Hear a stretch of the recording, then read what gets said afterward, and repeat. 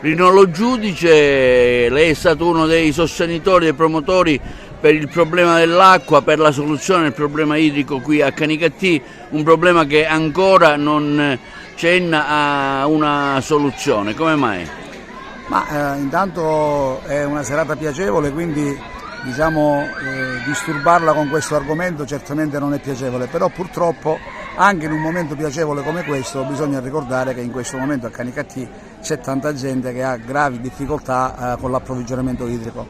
Ci sono diverse ragioni nelle quali dovremmo discutere e approfondire meglio. Di certo nessuno vuole fare la guerra a qualcuno, ma è anche vero che la gente ha bisogno di ricevere l'acqua. Non si risolve il problema, in realtà sono tante le questioni che andrebbero affrontate, prima di tutto quello del fare arrivare l'acqua comunque alle case della gente, e questa è la cosa più importante. C'è una manifestazione organizzata per giorno 13, non la organizziamo noi come azione civica, non la organizzo io come soggetto singolo, ma lo organizza qualcun altro, e io sono felice che ci sia qualcun altro che si stia finalmente interessando anche di questo problema. È il momento di alzare la voce e di far capire che è giusto fare tutto nella legalità, ma è anche giusto corrispondere con la legalità e soprattutto con il servizio.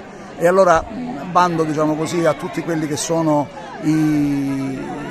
gli angoli che non si vogliono smussare. Smussiamoli questi angoli, diamo l'acqua alla gente, che è la cosa più importante. Sul resto discutiamo. Intanto gli autobottisti, che ringrazio, sono venuti con grande gesto di solidarietà e quindi con senso civico vero, e stanno finalmente ridando l'acqua alla città, e adesso vediamo se AICA capisce, o comunque comincia a capire, che la gente non vuole essere assolutamente né sommersa né illegale, vuole legalità ma pretende il servizio.